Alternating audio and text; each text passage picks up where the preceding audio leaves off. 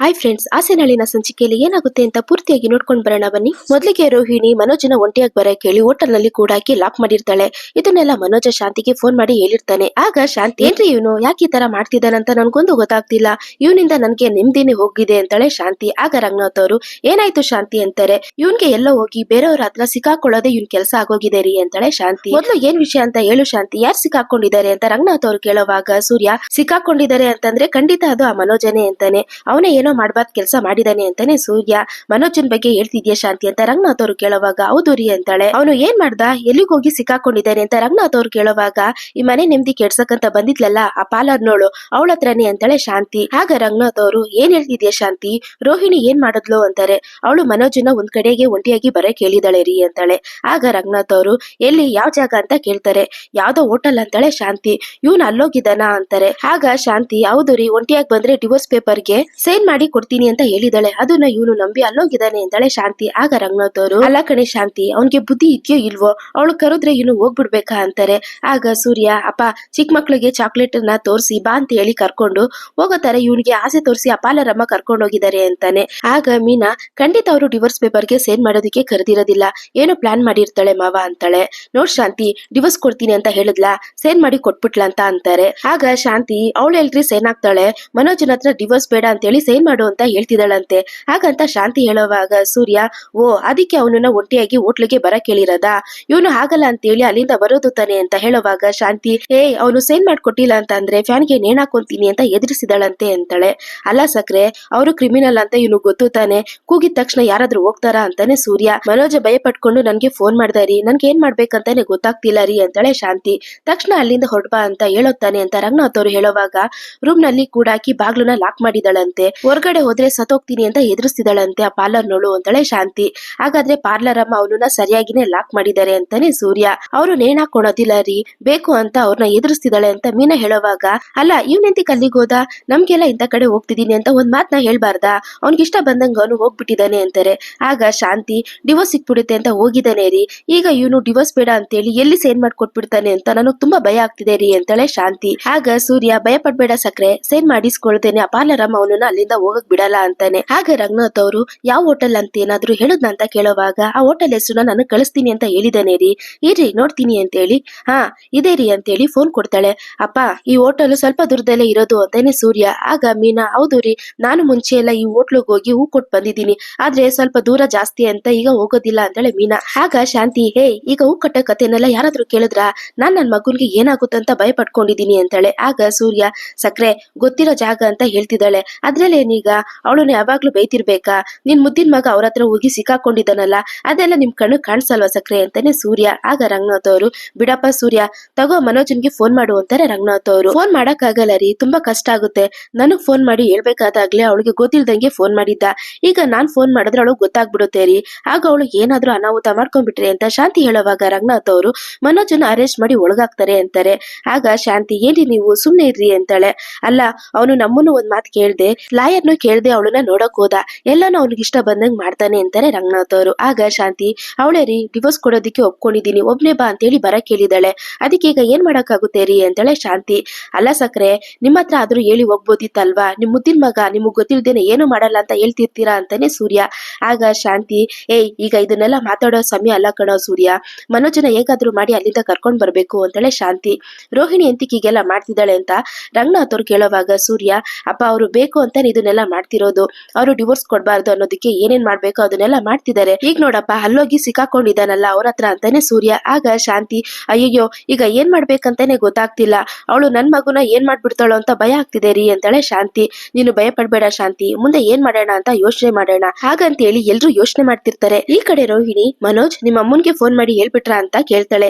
ಇಲ್ಲ ರೋಹಿಣಿ, ಅದ್ ಬಂದು ಅಂತ ಮನೋಜ ಹೇಳುವಾಗ ರೋಹಿಣಿ, ಬನ್ನಿ ಹೊರಗಡೆ ಬನ್ನಿ ಅಂತಾಳೆ. ನೀವು ಏನಿದ್ರು ನಿಮ್ಮ ಅಮ್ಮನ ಹತ್ರ ಹೇಳ್ಬಿಡ್ತೀರಲ್ವಾ ಮನೋಜ್, ಈಗ್ಲೂ ನೀವು ನಿಮ್ಮ ಅಮ್ಮನ್ ಮುದ್ದಿನ ಮಗ ತಾನೆ, ನಿಮ್ಮ ಅಮ್ಮನ್ನ ಇಲ್ಲಿಗೆ ಬರಕ್ ಹೇಳಿದ್ರಾ, ಹೇಳಿರ್ತೀರಾ, ಖಂಡಿತ ಅವ್ರು ಇಲ್ಲಿಗೆ ಬಂದೇ ಬರ್ತಾರೆ, ಬಂದು ಬಾಗ್ಲು ಬಡಿತಾರೆ, ಆಗ ನಡೆದಿದ್ದು ನೆಕ್ಸ್ಟ್ ಸೆಕೆಂಡ್ ನಾನ್ ಸತ್ತೋಗ್ತೀನಿ, ಆಮೇಲೆ ನೀವು ನಿಮ್ಮಮ್ಮ ಇಬ್ರು ಸೇರಿ ಜೈಲ್ಗೆ ಹೋಗ್ಬೇಕು ಅಂತಾಳೆ. ಇಲ್ಲ, ನಾನೇನು ಬರಕ್ ಹೇಳಿಲ್ಲ ಅಂತ ಮನೋಜ ಹೇಳುವಾಗ, ನೀವು ಖಂಡಿತ ಹೇಳಿರ್ತೀರಾ, ಹಾಗೇನಾದ್ರೂ ಅವ್ರು ಇಲ್ಲಿಗೆ ಬಂದ್ರೆ ನಾನು ನನ್ನ ಉಸಿರನ್ನ ಅಲ್ಲೇ ಬಿಟ್ಬಿಡ್ತೀನಿ, ಆಮೇಲೆ ಏನ್ ನಡೀತಿ ಅಂತ ನೀವೇ ಯೋಚನೆ ಮಾಡಿ ನೋಡಿ ಅಂತೇಳಿ ರೋಹಿಣಿ. ಈ ಕಡೆ ರಂಗನಾಥ್ ಅವರು, ಸೂರ್ಯ, ಇದನ್ನೆಲ್ಲ ಹೀಗೆ ಬಿಟ್ರೆ ನಮ್ ಕೈ ಬಿಟ್ಟು ಹೋಗ್ಬಿಡುತ್ತಪ್ಪ, ಮನೋಜ್ ಇದ್ರಲ್ಲಿ ಸಿಕ್ಕಾಕೊಂಡಿದ್ದಾನೆ ಅಂತ ಹೇಳುವಾಗ ಸೂರ್ಯ, ಅಪ್ಪ ಅವನು ಎಷ್ಟೊಂದು ಡಿಗ್ರಿ ಮಾಡ್ಕೊಂಡಿದ್ದಾನಲ್ಲ, ಸ್ವಲ್ಪನೂ ಬುದ್ಧಿ ಇಲ್ವೇನಪ್ಪ ಅಂತಾನೆ. ಆಗ ಶಾಂತಿ ರೇಗೋವಾಗ ರಂಗನಾಥ್ ಅವರು, ಯಾಕೆ ಶಾಂತಿ ಅವನ ಮೇಲೆ ಕೂಗಾಡ್ತಿದ್ಯಾ, ಅವನು ಇರೋ ನಿಜನೇ ತಾನೇ ಮಾತಾಡ್ತಿರೋದು, ಇಷ್ಟೆಲ್ಲ ನಡೆದಿದ್ ಮೇಲೂ ಅವಳು ಕೂಗಿದಾಳೆ ಅಂತೇಳಿ ಹಲ್ಲೋಗಿದಾನಲ್ಲ, ಆಗಿದ್ಮೇಲೆ ಅವನ್ಗೆ ಬುದ್ಧಿ ಇಲ್ಲ ಅಂತ ತಾನೇ ಅರ್ಥ.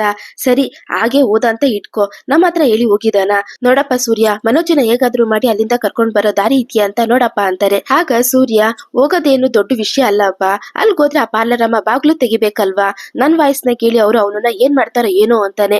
ಹೇಗಾದ್ರೂ ಮಾಡಿ ಅವನನ್ನ ಕಾಪಾಡ್ಬೇಕಲ್ಲಪ್ಪ, ತುಂಬಾ ಹೊತ್ತು ಅವಳ ಜೊತೆ ಇದ್ರೆ ಅದನ್ನೂ ಸಮಸ್ಯೆನೆ ಅಂತಾರೆ ರಂಗನಾಥ್ ಅವರು. ಆಗ ಸೂರ್ಯ, ಸರಿನಪ್ಪ, ನಾನು ಅಲ್ಲಿ ಹೋಗ್ ಬರ್ತೀನಿ ಅಂತೇಳಿ ಹೋಗುವಾಗ, ನಾನು ಬರ್ತೀನಿ ಅಂತೇಳಿ ಮೀನಾ, ನೀನೆಂತಿಕ್ ಮೀನಾ ಅಂತ ಸೂರ್ಯ ಕೇಳುವಾಗ, ಇಲ್ಲ ರೀ, ನನ್ಗೆ ರೋಹಿಣಿ ಬಗ್ಗೆ ಚೆನ್ನಾಗ್ ಗೊತ್ತು, ನೀವೊಬ್ರೆ ಹೋದ್ರೆ ಅವಳು ಏನಾದ್ರೂ ತೊಂದರೆ ಮಾಡ್ತಾಳೆ, ನಾನು ನಿಮ್ ಜೊತೆ ಬರ್ತೀನಿ ಅಂತೇಳಿ ಮೀನಾ.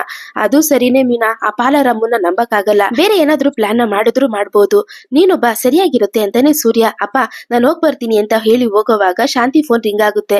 ರೀ, ಮನೋಜ ಫೋನ್ ಮಾಡ್ತಿದ್ದಾನೆ ಅಂತಾಳೆ ಶಾಂತಿ. ಮಾತಾಡು ಅಂತಾರೆ ರಂಗನಾಥ್ ಅವರು. ಹೇಳೋ ಮನೋಜ್ ಅಂತ ಶಾಂತಿ ಹೇಳೋವಾಗ, ಮಮ್ಮಿ ಹೋಟೆಲ್ಗೆಲ್ಲ ಬರ್ಬೇಡ ಮಮ್ಮಿ ಅಂತಾನೆ. ಏ ಮನೋಜ, ಏನಾಯ್ತು ಅಂತ ಶಾಂತಿ ಕೇಳೋವಾಗ, ನೀವ್ ಬಂದ್ರೆ ಖಂಡಿತ ಅವಳು ನೇಣಾಕೊಂಡ್ಬಿಡ್ತಾಳಮ್ಮ, ಪ್ಲೀಸ್ ಬರ್ಬೇಡ ಮಮ್ಮಿ ಅಂತ ಹೇಳಿ ಕಾಲ್ ಕಟ್ ಮಾಡ್ತಾನೆ. ಏನಾಯ್ತು ಶಾಂತಿ ಅಂತ ರಂಗನಾಥ್ ಅವರು ಕೇಳೋವಾಗ, ನಾವ್ ಅಲ್ಗೋದ್ರೆ ಫ್ಯಾನ್ಗೆ ನೇಣಾಕೊಂಡ್ಬಿಡ್ತಾಳಂತೇರಿ. ಹಾಗಂತ ಶಾಂತಿ ಹೇಳ್ತಾಳೆ, ಅವನು ನಿನ್ಗೆ ಫೋನ್ ಮಾಡಿರೋದು ಅವಳಿಗೆ ಗೊತ್ತಾಗಿರುತ್ತೆ, ಅವಳು ಈ ತರ ಎಲ್ಲ ಹೇಳಿ ಬೆದರಿಸಿದಾಳೆ ಅಂತಾರೆ ರಂಗನಾಥ್ ಅವರು. ಅಪ್ಪ, ಏನು ಇಲ್ಲಪ್ಪ, ಸುಮ್ನೆ ಬೇಕು ಬೇಕು ಅಂತ ತೊಂದರೆ ಕೊಡ್ತಿದ್ದಾರೆ, ನಾವ್ ಅಲ್ಲಿಗೆ ಹೋಗಿಲ್ಲ ಅಂದ್ರೆ ಅದು ದೊಡ್ಡ ಸಮಸ್ಯೆ ಆಗ್ಬಿಡುತ್ತೆ, ನಾವ್ ಬರ್ತೀವಿ ಅಂತೇಳಿ ಸೂರ್ಯ ಮೀನಾ ಅಲ್ಲಿಂದ ಹೊರಡ್ತಾರೆ. ಈ ಕಡೆ ರೋಹಿಣಿ, ಮನೋಜ್ ಇನ್ನೆಷ್ಟೊತ್ತು ಅಂತ ನಡೀತಾನೆ ಇರ್ತೀರಾ, ಇಲ್ಲಿ 2 ಪೇಪರ್ ಇದೆ, ಇದ್ರಲ್ಲಿ ಒಂದಕ್ಕೆ ನೀವ್ ಸೈನ್ ಮಾಡ್ಬೇಕು, ಇಲ್ಲಾಂದ್ರೆ ನಾನ್ ಸೈನ್ ಮಾಡ್ಬೇಕು, ನಾನ್ ಸೈನ್ ಮಾಡಿದ್ರೆ ನನ್ನಿಂದ ನಿಮ್ಗೆ ಬಿಡುಗಡೆ ಸಿಗುತ್ತೆ, ನನ್ಗೆ ಈ ಪ್ರಪಂಚದಿಂದಾನೇ ಬಿಡುಗಡೆ ಸಿಗುತ್ತೆ, ಆದ್ರೆ ನೀವ್ ಸೈನ್ ಮಾಡಿದ್ರೆ ನಾವಿಬ್ರು ಒಂದಾಗಿ ಕೊನೆವರೆಗೂ ಸಂತೋಷವಾಗಿ ಜೀವನ ಮಾಡ್ಬೋದು, ಎಲ್ಲ ನಿರ್ಧಾರನು ನಿಮ್ ಕೈಯಲ್ಲೇ ಇದೆ ಅಂತಾಳೆ. ಆಗ ಮನೋಜ, ಮೊದ್ಲು ಅಲ್ಲಿ ಕಟ್ಟಿರೋ ಸೀರೆನ ರಿಮೂವ್ ಮಾಡು ಅಂತ ಹೇಳ್ತಾನೆ. ಆಗ ರೋಹಿಣಿ, ನೀವ್ ಸೈನ್ ಮಾಡೋದ್ರ ಮೇಲೆ ಇದೆ ಅಂತಾಳೆ. ಆಗ ಮನೋಜ ಕೋಪ ಮಾಡ್ಕೊಂಡು, ಎಂತಕೀಗೆ ಟಾರ್ಚರ್ ಕೊಡ್ತಿದ್ಯಾ, 2 ವರ್ಷ ನನ್ನನ್ನ ಏಮಾರ್ಸಿ ನನ್ ಜೊತೆ ಜೀವನ ಮಾಡ್ದೆ ತಾನೆ, ಇದಕ್ಕೂ ಮೇಲೆ ನನ್ನನ್ನ ನಿನ್ ಜೊತೆ ಬಾಳ ಕೇಳ್ತೀಯಾ, ನಿನ್ ಕಣಗ್ ನಾನು ಹೇಗ್ ಕಾಣಿಸ್ತೀನಿ ಅಂತಾನೆ ಮನೋಜ. ಮನೋಜ್, ನಾನು ಸುಳ್ಳು ಹೇಳಿದ್ದೀನಿ, ಇಲ್ಲ ಅಂತ ನಾನು ಹೇಳ್ತಿಲ್ಲ, ಆದ್ರೆ ನಾನ್ ನಿಮ್ ಜೊತೆ ಬಾಳಕ್ಕೋಸ್ಕರ ಸುಳ್ಳು ಹೇಳಿರೋದು, ನಾನ್ ನಿಮ್ಮನ್ನ ಅಷ್ಟ್ರ ಮಟ್ಟಿಗೆ ಲವ್ ಮಾಡ್ತಿದ್ದೀನಿ ಮನೋಜ್ ಅಂತೇಳಿ ರೋಹಿಣಿ. ನಿನ್ಗೆ ನನ್ ಮೇಲೆ ಲವ್ ಇದ್ರೆ ಸಾಕ, ನನ್ಗೆ ನಿನ್ ಮೇಲೆ ಯಾವ್ದೇ ರೀತಿ ಲವ್ ಇಲ್ಲ ಅಂತ ಮನೋಜ ಹೇಳುವಾಗ, ನಿಮ್ಗೂ ನನ್ ಮೇಲೆ ಲವ್ ಇದೆ ಮನೋಜ್, ಅದು ನನಗ್ ಚೆನ್ನಾಗತ್ತು, ಈಗ ನನ್ ಮೇಲಿರೋ ಕೋಪ ನಿಮ್ ಕಣ್ಣನ್ನ ಮುಚ್ಚಿದೆ, ನಾವಿಬ್ರು ಸೇರಿ ಜೀವನ ಮಾಡಿದ್ರೆ ಎಲ್ಲ ಕೋಪನು ಹೋಗುತ್ತೆ, ನೀವ್ ಇಲ್ದೆ ನನಗೆ ಲೈಫೇ ಇಲ್ಲ ಮನೋಜ್. ಇಲ್ಲಿ ನೋಡಿ ಮನೋಜ್, ನಿಮ್ಮಮ್ಮ ಹೇಳಿದಿಕ್ಕೇನೆ ನೀವ್ ಈಗೆಲ್ಲ ಮಾಡ್ತಿದ್ದೀರಾ, ಅತ್ತೆ ನಿಮ್ ಜೊತೆಲಿ ಇರೋದು ಸ್ವಲ್ಪ ದಿನ ಮಾತ್ರ, ಆದ್ರೆ ಲೈಫ್ ಲಾಂಗ್ ನಿಮ್ ಜೊತೆ ಇರೋದು ನಾನ್ ಮಾತ್ರನೇ, ಸೈನ್ ಮಾಡಿ, ನನ್ಗೆ ಟೈಮ್ ಆಗ್ತಿದೆ ಅಂತೇಳಿ ರೋಹಿಣಿ. ಆಗ ಮನೋಜ್ 2 ಪೇಪರ್ನ ಎತ್ಕೊಂಡು, ಯಾವ್ದಕ್ಕೆ ಸೈನ್ ಮಾಡ್ಬೇಕಂತಾನೆ ಗೊತ್ತಾಗ್ತಿಲ್ವೇ ಅಂತ ಒದ್ದಾಡ್ತಿರ್ತಾನೆ. ಆಗ ಡೋರ್ ಬೆಲ್ ಮಾಡ್ತಾರೆ. ಆಗ ರೋಹಿಣಿ, ನಿಮ್ಮಮ್ಮನೇ ಆಗಿರ್ತಾರೆ, ನನ್ ಮಾತನ್ನ ಮೀರಿ ಅವ್ರನ್ನ ಇಲ್ಲಿಗೆ ಬರಕ್ ಹೇಳಿದ್ರಿ ಅಲ್ವಾ, ನಾನ್ ಹೇಳೋದನ್ನ ಯಾವ್ದೂನು ನೀವ್ ನಂಬಿಲ್ಲ ಅಲ್ವಾ, ನಿಮ್ಮಮ್ಮ ನನ್ ಸತ್ರು ಪರವಾಗಿಲ್ಲ ಅಂತೇಳಿ ಇಲ್ಲಿಗೆ ಬಂದಿದ್ದಾರೆ, ನಿಮ್ಗೆ ಅದೇ ಬೇಕು ಅಂತಂದ್ರೆ ನಾನು ಅದನ್ನೇ ಮಾಡ್ತೀನಿ ಅಂತೇಳಿ ಹೋಗುವಾಗ ಮನೋಜ ಕೈ ಹಿಡ್ದು ತಡಿತಾನೆ. ಇದೆಲ್ಲ ತಪ್ಪು ರೋಹಿಣಿ ಅಂತ ಮನೋಜ ಹೇಳುವಾಗ ರೋಹಿಣಿ, ನಾನ್ ಸತ್ತೋದ್ಮೇಲೆ ನೀವು ಸಂತೋಷವಾಗಿರಿ ಮನೋಜ್, ನಿಮ್ಮಮ್ಮ ನಿಮ್ಗೋಸ್ಕರ ಬಂದ್ಬಿಟ್ರು ಅಲ್ವಾ, ಹೋಗಿ ಅವ್ರ ಜೊತೆ ಹೋಗಿ ನಿಮ್ಗೆ ಬೇರೆ ಮದುವೆ ಮಾಡಿಸ್ತೀರಿ ಅಂತೇಳಿ ಹೋಗುವಾಗ, ಅಮ್ಮ ಅಮ್ಮ ಅಂತಾನೆ ಕ್ರಿಶ್, ಅಮ್ಮ ಬಾಗ್ಲು ತೆಗಿಯಮ್ಮ, ನಾನ್ ಕ್ರಿಶ್ ಬಂದಿದ್ದೀನಮ್ಮ ಅಂತಾನೆ. ಏನ್ ರೋಹಿಣಿ, ನೇಣ ಕೊಡಲ್ವಾ, ನೀನ್ ಸೈನ್ ಮಾಡ್ಕೊಟ್ಟು ಹಾಕೋ, ನನ್ಗೆ ಯಾವ ಪ್ರಾಬ್ಲಮ್ ಇಲ್ಲ, ನಿನ್ ಮಗ ಬಂದು ನೋಡ್ಲಿ ಅಂತಾನೆ ಮನೋಜ. ಆಗ ರೋಹಿಣಿ ಮಂಚದಿಂದ ಕೆಳಗಡೆ ಇಟ್ಟು ಡೋರ್ ಓಪನ್ ಮಾಡ್ತಾಳೆ. ಅಲ್ಲಿ ಕ್ರಿಶ್ ಇರ್ತಾನೆ. ನೀನೇನ್ ಕ್ರಿಶ್ ಇಲ್ಲಿಗೆ ಬಂದಿದ್ಯಾ ಅಂತ ರೋಹಿಣಿ ಕೇಳುವಾಗ, ಅಲ್ಲಿಗೆ ಸೂರ್ಯ ಮೀನಾನು ಬಂದಿರ್ತಾರೆ. ಹೀಗಾಗುತ್ತೆ ಅಂತ ನೀನು ಅನ್ಕೊಂಡಿರ್ಲಿಲ್ಲ ಅಲ್ವಾ ಅಂತಾಳೆ ಮೀನಾ. ಸೂರ್ಯ ಮೀನಾ ರೂಮ್ ಒಳಗಡೆ ಬಂದು ಫ್ಯಾನ್ ಕಟ್ಟಿರೋ ಸೀರೆನ ನೋಡ್ತಾರೆ.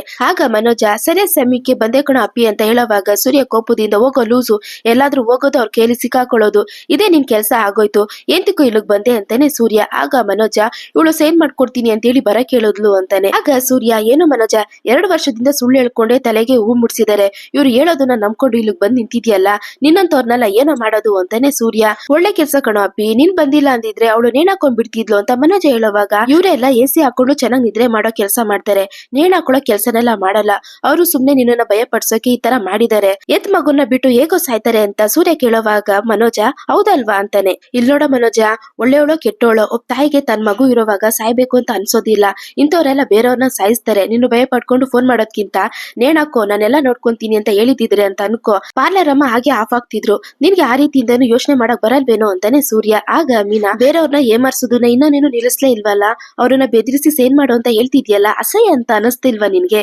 ಇದಕ್ಕೂ ಮುಂಚೆ ಸಾಯ್ತೀನಿ ಅಂತ ಹೇಳಿ ನನ್ನನ್ನ ಬೆದರಿಸ್ತಿದ್ದೆ, ನಿನ್ನಿಂದಾಗಿ ನಾನು ಎಲ್ಲರ ಹತ್ರ ಮಾತ್ ಕೇಳ್ದೆ, ಇನ್ನು ಎಲ್ಲಾರನ್ನ ಏಮಾರಿಸ್ಕೊಂಡು ಸುಳ್ಳು ಹೇಳೋದನ್ನ ನಿಲ್ಸಲ್ಲ ಅಲ್ವಾ ನೀನು ಅಂತಾಳೆ ಮೀನಾ.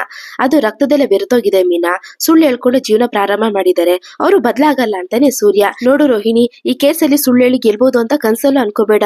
ಅವರೇ ನಿನ್ ಜೊತೆನಲ್ಲಿ ಬಾಳೋದಕ್ಕೆ ಇಷ್ಟ ಇಲ್ಲ ಅಂತ ಹೇಳಿದ್ರು ತಾನೆ, ಇಷ್ಟ ಇಲ್ಲ ಅಂತ ಹೇಳೋರ್ ಜೊತೆ ಎದುರಿಸಿ ಬೆದರಿಸಿ ಅವ್ರ ಜೊತೆ ಬಾಳೋದ್ರಲ್ಲಿ ಏನ್ ಸಂತೋಷ ನಿನ್ಗೆ ಅಂತಾಳೆ ಮೀನಾ. ಆಗ ಸೂರ್ಯ, ಏನ್ ಪಾಲರಮ್ಮ, ಆಗಿದ್ ಪ್ಲಾನ್ ಎಲ್ಲ ಫೈಲ್ ಆಗೋಯ್ತು ಅಂತ ಅನ್ಕೊಂತಿದ್ಯಾ?